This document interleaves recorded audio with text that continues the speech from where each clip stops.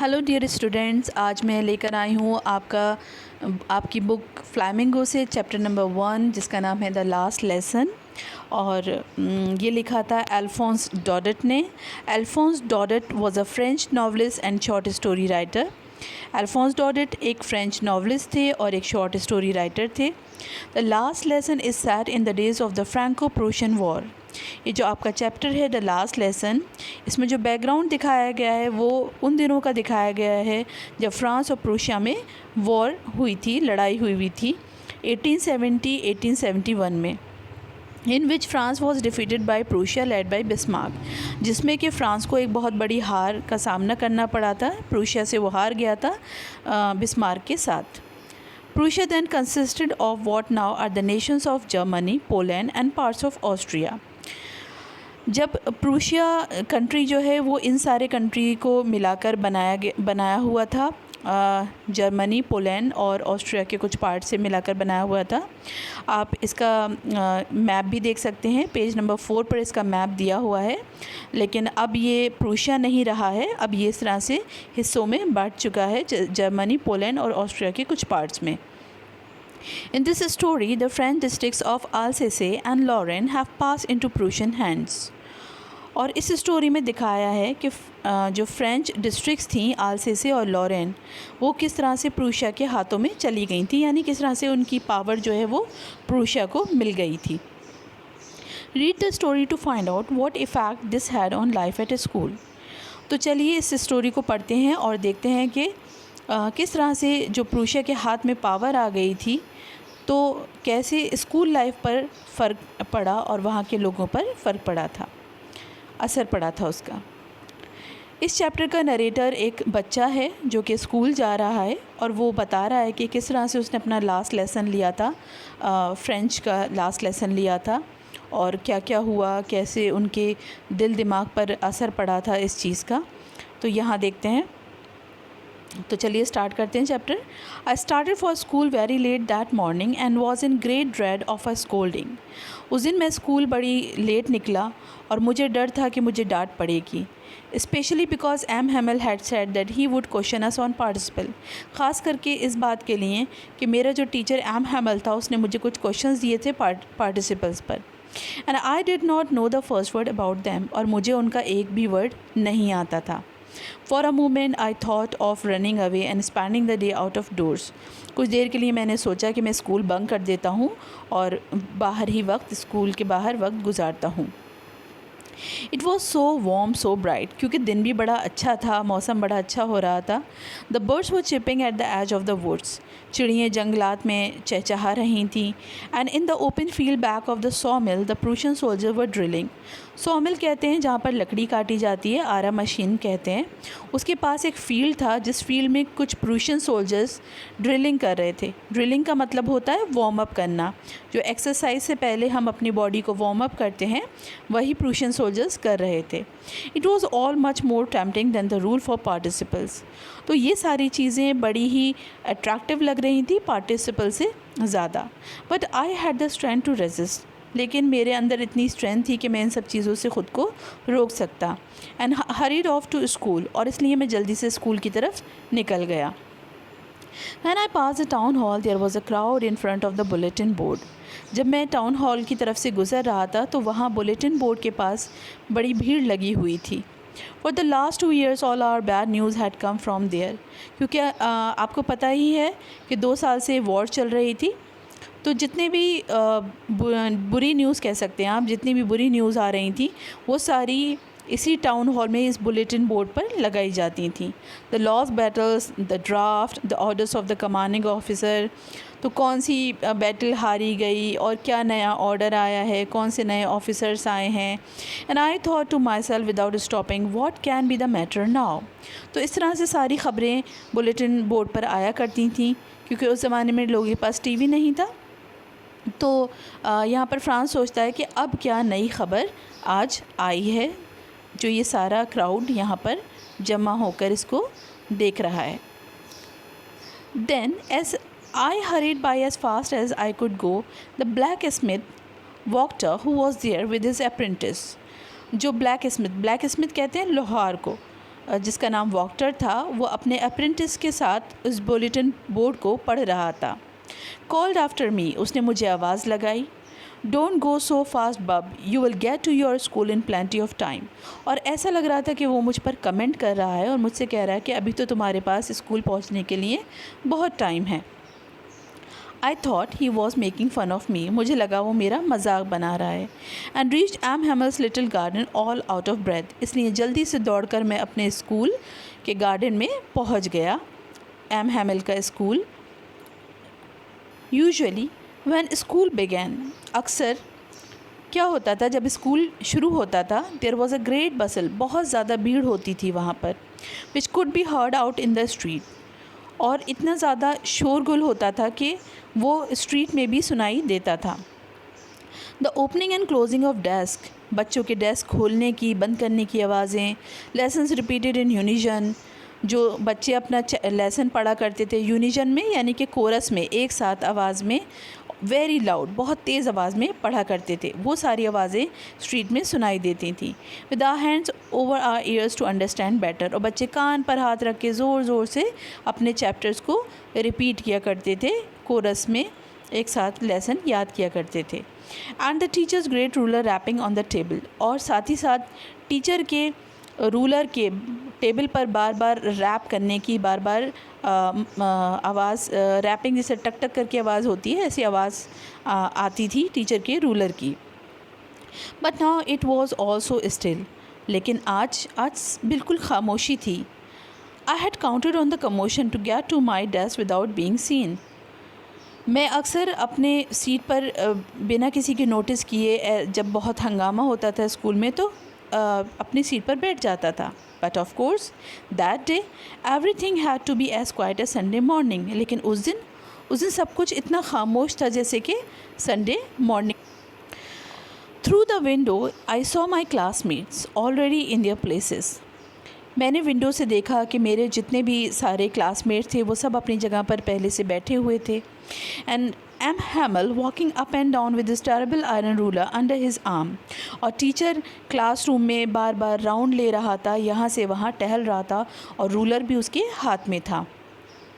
I had to open the door and go in before everybody, तो M Hamel को बड़ा डर लगा कि अब उसको सबको सामना करके जाना है, सबके सामने एंटर होना है क्लास में। You can imagine how blushed and how frighten I was, तो जो फ्रांस था वो बड़ा डरा हुआ था, बहुत शर्मिंदा हो रहा था।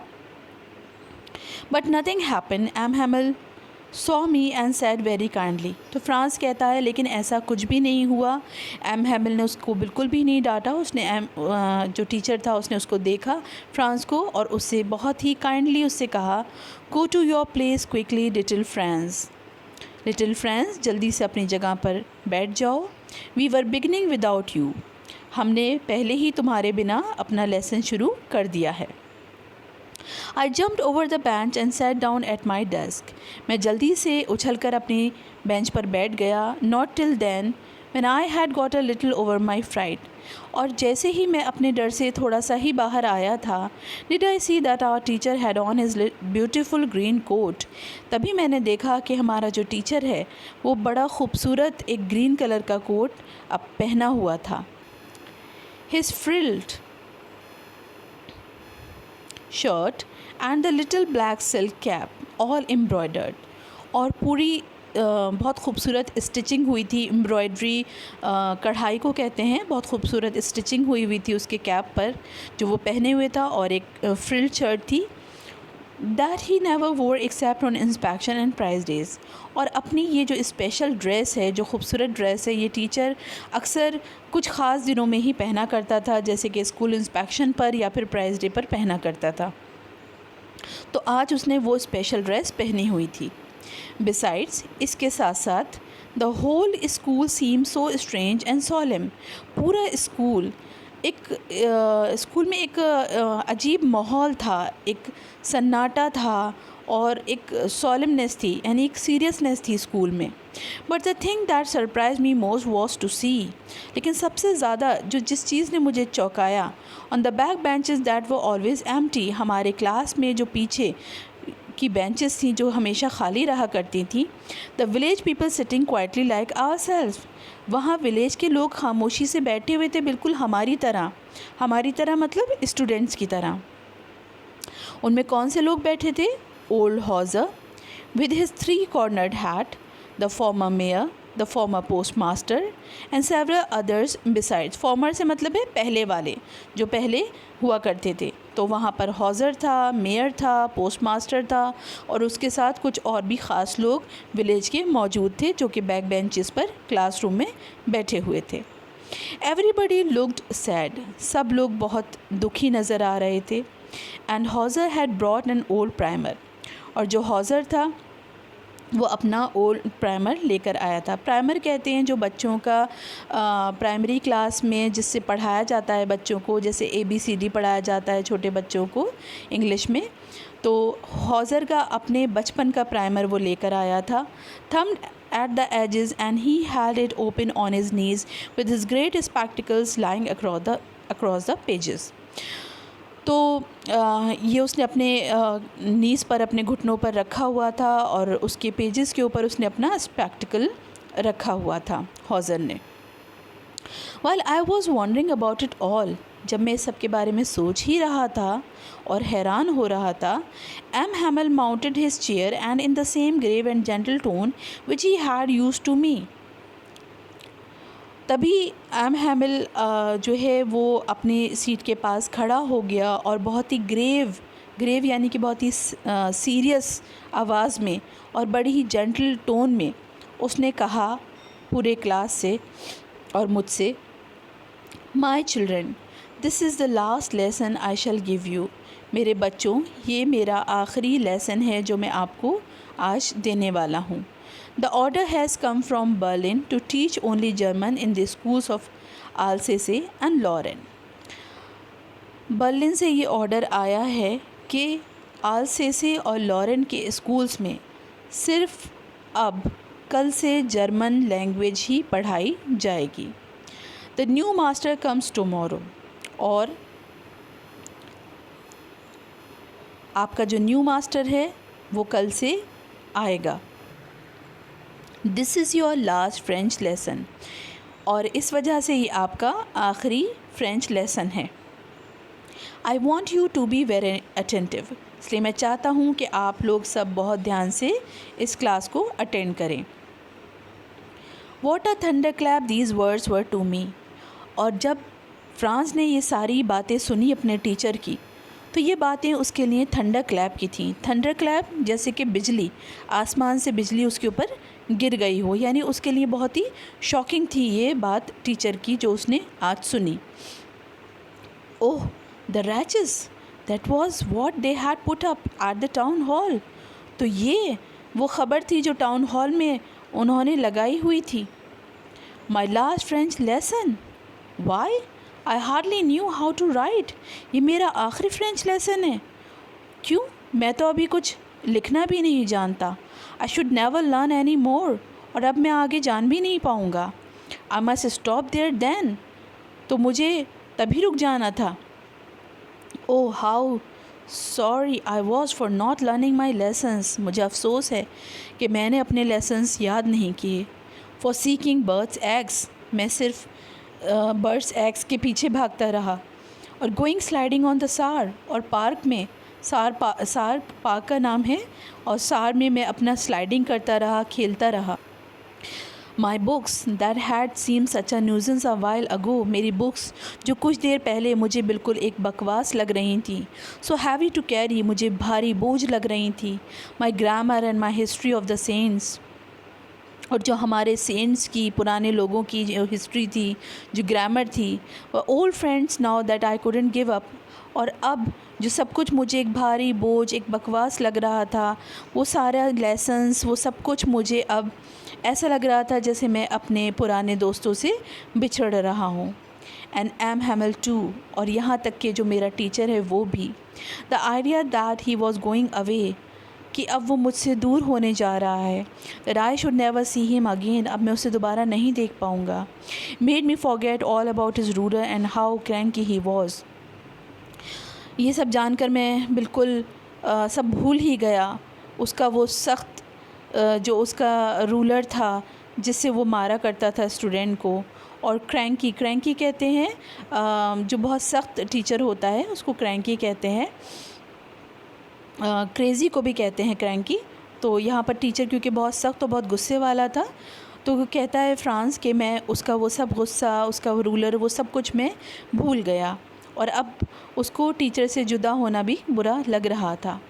Poor man, it was in honor of this last lesson that he had put on his fine Sunday clothes. तो अब फ्रांस को समझ में आ गया था कि टीचर ये कपड़े क्यों पहन कर आया है, अपने नए कपड़े, ये अपने लास्ट लेसन को सलामी देने के लिए अपने ये संडे क्लोथ्स, अपने ये स्पेशल क्लोथ्स पहन कर आया है। एंड नाउ आई अंडरस्टूड, और अब मुझे समझ में आ गया है, why the old man of the village was sitting there in the back of the room. और समझ में आ गया था फ्रांस को कि क्यों सारे विलेज के ख़ास लोग रूम में मौजूद हैं। It was because they were sorry, क्योंकि वो भी अफसोस कर रहे थे that they had not gone to school more, कि वो भी स्कूल ज़्यादा ना जा सके। It was their way of thanking our master for his 40 years of faithful service. और यहाँ वो सलामी देने आए थे हमारे मास्टर की 40 साल की फेथफुल सर्विस को। And of showing their respect for the country that was theirs no more. और सलामी देने आए थे उस कंट्री को जो कि अब उनका नहीं रहा था, जो अब किसी और के हाथों में चला गया था, जो अब प्रूशिया के हाथों में चला गया था। While I was thinking of all this, जब मैं ये सब सोच ही रहा था, I heard my name called, मेरा नाम पुकारा गया। It was my turn to recite. अब मेरी बारी थी रिसाइट करने की। रिसाइट करने की मतलब लेसन को सुनाने की। What would I not have given to be able to say that dreadful rule for the participle all through, very loud and clear and without one mistake. तो उसने सोचा कि काश के ऐसा हो पाता कि वो ऐसा कर पाता कि बिना अटके बिल्कुल तेज़ और साफ़ आवाज़ में वो अपने पार्टिसिपल के रूल क्लास में सुना पाता, टीचर को बता पाता। But I got mixed up on the first words.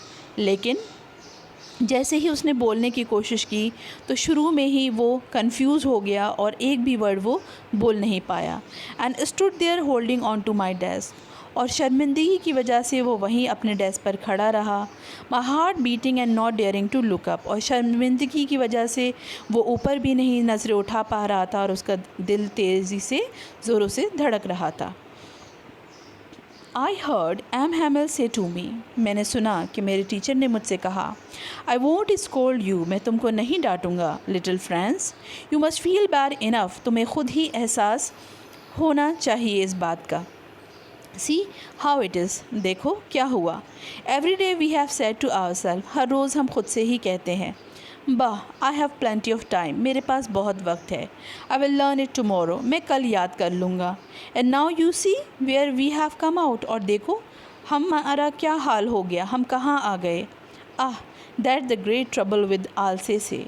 She puts off learning till tomorrow. यहाँ जो वर्ड she है वो Alsace डिस्ट्रिक्ट के लिए इस्तेमाल किया गया है।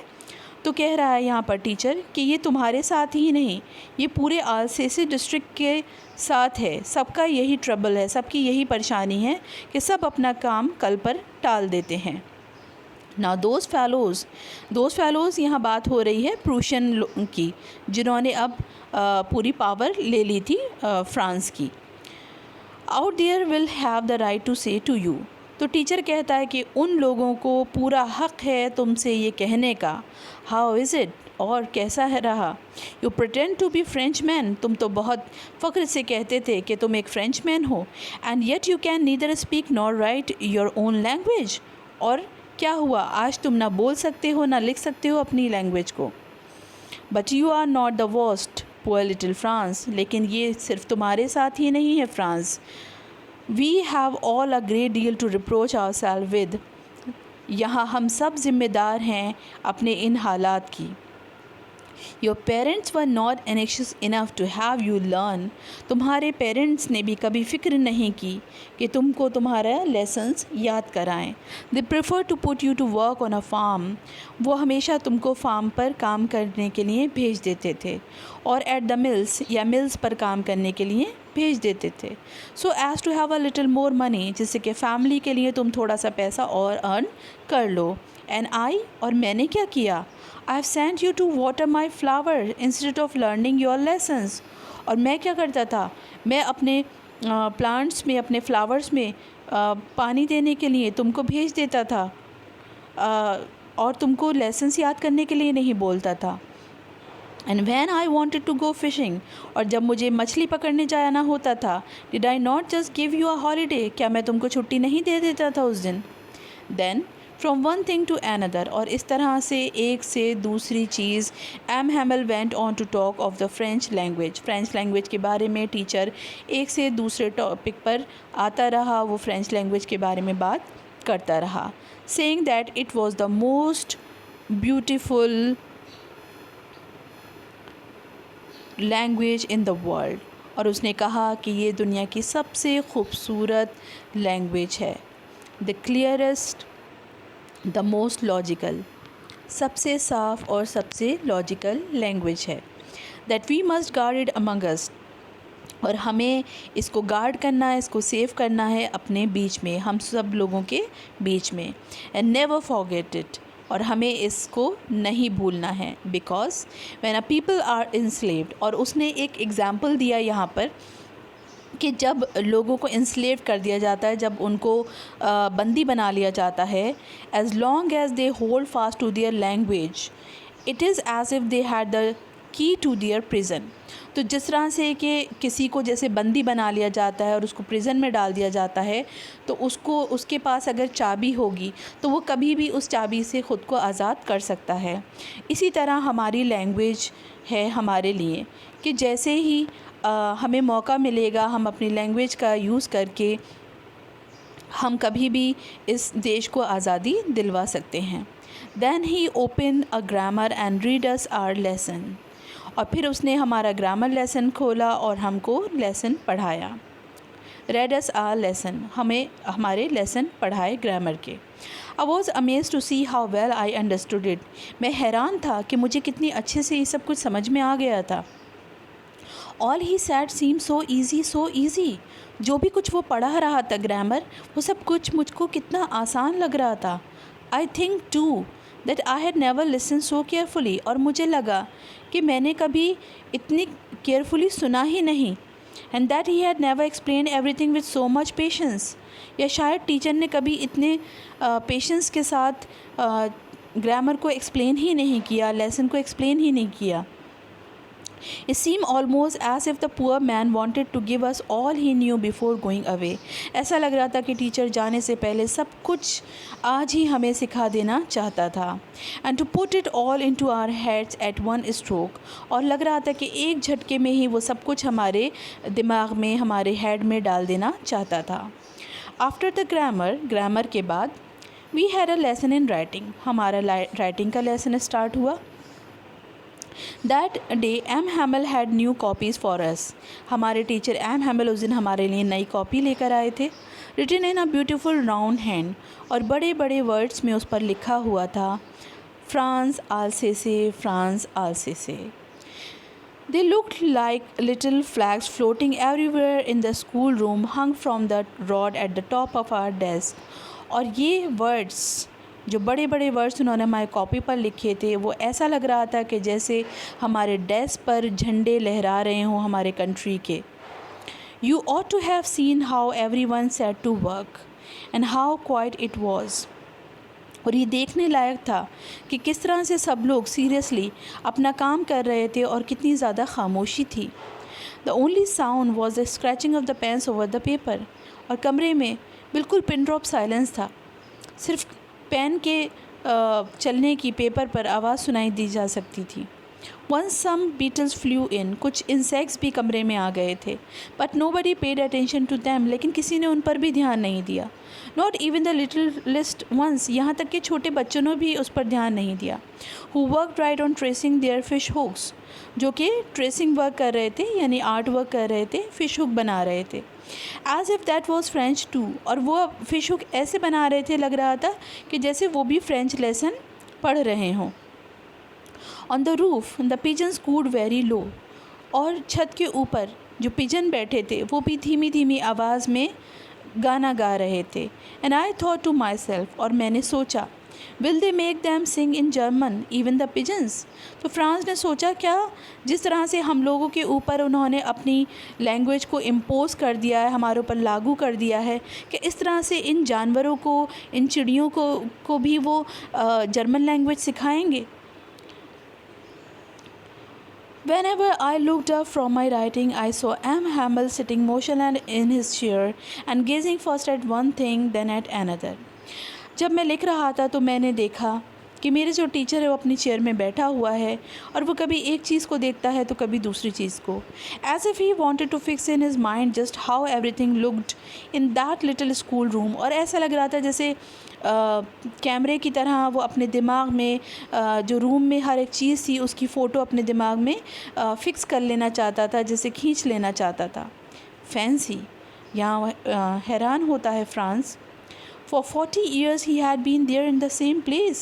40 साल से वो इसी स्कूल में है, इसी कैंपस में है, with his garden outside the window, और खिड़की के बाहर जो गार्डन है, and his class in front of him, और जो क्लास है ये सब 40 साल से वो देख रहा है। Just like that, बिल्कुल ऐसे ही तो है। Only the desks and benches had been worn smooth. सिर्फ थोड़ा सा ही फ़र्क आया है, बस डेस्क और बेंचेस जो रूम में हैं वो पुरानी हो गई हैं। The walnut trees in the garden were taller, और अखरोट के पेड़ जो गार्डन में हैं वो थोड़े से लंबे हो गए हैं। And the hope vine that he had planted himself twined about the windows to the roof, और जो बेल उसने लगाई थी वो बेल अब चढ़ गई है विंडो से रूफ़ पर। How it must have broken his heart to leave it all, कितना दिल उसका टूटा होगा ये सब छोड़ते हुए। Poor man, to hear his sister moving about in the room above। तो फ्रांस को बड़ा अफ़सोस होता है अपने टीचर के लिए, और वो सुनता है कि ऊपर जो टीचर है उसकी सिस्टर जो उसके साथ रहा करती थी वो भी ऊपर मूव कर रही है। पैकिंग देयर ट्रंक्स, वो अपना सामान को पैक कर रही है। For they must have leave the country next day, क्योंकि शायद उनको कल दूसरे कंट्री के लिए चले जाना है, यहाँ से चले जाना है, इस कंट्री को छोड़ देना है। But he had the courage to hear every lesson to the very last.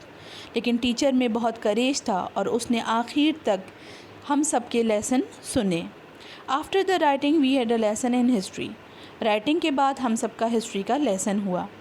And then the babies chanted their ba bi be bi bo bu, और उसके बाद जो छोटे बच्चे थे उन्होंने भी अपना लेसन पढ़ना शुरू किया। Down there at the back of the room, old Hauser had put on his spectacles. Old Hauser जिसने कि अपना प्राइमर अपने नीज़ पर रखा हुआ था और उस पर उसने स्पेक्टिकल्स रखे हुए थे, अब उसने अपने स्पेक्टिकल्स उठाकर अपने आँखों पर लगा लिया था। And holding his primer in both hands, और अब उसने अपना प्राइमर अपने हाथों में पकड़ा हुआ था। अपनी पुरानी बचपन की किताब उसने अपने हाथों में पकड़ी हुई थी। Spell the letter with them, और छोटे बच्चों के साथ उसने भी उस प्राइमर से अपने लेसन को पढ़ना शुरू किया। You could see that he too was crying, और तुम देख सकते थे कि किस तरह से वो रो रहा था। His voice trembled with emotion, और इमोशन की वजह से उसकी आवाज़ कांप रही थी। And it was so funny to hear him that we all wanted to laugh and cry, और जिस तरह से वो आवाज़ में रो रहा था और अपना लेसन छोटे बच्चों की तरह पढ़ रहा था, तो हमको उस पर हंसी भी आ रही थी और हमको उस पर रोना भी आ रहा था। How well I remember it, that last lesson. तो फ्रांस कहता है कि कितने अच्छे से मुझे याद है अपना वो last lesson. All at once the church clock struck 12। तभी अचानक से घड़ी में 12 बज जाते हैं और चर्च की क्लॉक में आवाज़ गूंजती है टाइम की। देन द एंजलस, और तभी चर्च में प्रेयर का टाइम शुरू हो जाता है। At the same moment the trumpets of the प्रूशियंस, और उसी वक्त जो ट्रम्पेट्स होते हैं, ट्रम्पेट्स कहते हैं नगाड़ों को, जो प्रूशियंस हैं उनके नगाड़ों की आवाज़ें सुनाई देने लगती हैं। रिटर्निंग फ्रॉम ड्रिल, जो कि वार्म अप करके एक्सरसाइज करके लौट रहे थे। साउंडेड अंडर आर विंडोज़, जो हमारे विंडो से आवाज़ें साफ सुनाई दे रही थीं। M Hamel stood up very pale in his chair. M Hamel अपनी चेयर के पास ही खड़ा हो गया और वो बिल्कुल पेल हो गया था, बिल्कुल उसका रंग उड़ चुका था, वो पीला पड़ चुका था। I never saw him look so tall, मैंने उसको कभी इतना टॉल नहीं देखा। वो बहुत टॉल लग रहा था, बहुत लंबा लग रहा था उस टाइम जब वो खड़ा था अपने चेयर के पास।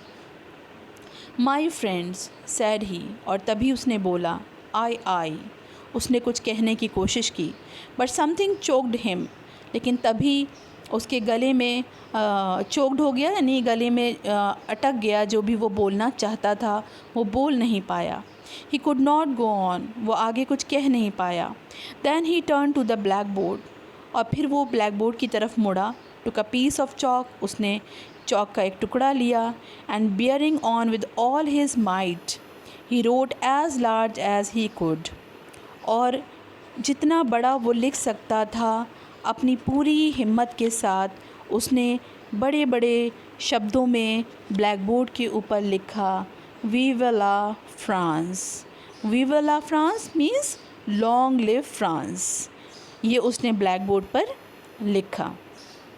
Then he stopped and leaned his head against the wall. उसके बाद वो रुक गया और उसने अपना सर दीवार से लगा लिया। And without a word he made a gesture to us with his hand. और फिर उसके बाद उसने कुछ नहीं बोला, बस उसने जेस्चर किया अपने हाथ से, यानी अपने हाथ से इशारा किया। School is dismissed, you may go. School ख़त्म हो चुका है, तुम सब जा सकते हो। तो बच्चों, यहाँ हमारा ये जो आपका जो चैप्टर था द लास्ट लेसन, ये फ़िनिश हो चुका है। और इस चैप्टर के बीच में आपको क्वेश्चंस मिलेंगे, कुछ questions think as you read heading के अंडर में कुछ क्वेश्चंस हैं, ठीक है। और ये आपके क्वेश्चंस हैं पेज नंबर 7 पर आपके बुक में, और पेज नंबर 8 पर हैं। और उसके बाद आपके कुछ क्वेश्चंस यहाँ दिए हुए हैं। अंडरस्टैंडिंग द टेक्स्ट, इसमें 2 क्वेश्चन दिए हुए हैं, ये क्वेश्चंस भी आपको तैयार करने हैं। तो थिंक एज़ यू रीड वाले क्वेश्चंस भी आपको तैयार करने हैं एग्ज़ाम के लिए, और अंडरस्टैंडिंग द टेक्स्ट वाले भी क्वेश्चंस आपको तैयार करना है। और इसके साथ साथ बोर्ड एग्ज़ाम अपने खुद भी कुछ क्वेश्चंस देता है, उसके लिए आपको चैप्टर को बहुत अच्छे से समझना है और आपको बहुत अच्छे से इंग्लिश लिखना आना चाहिए।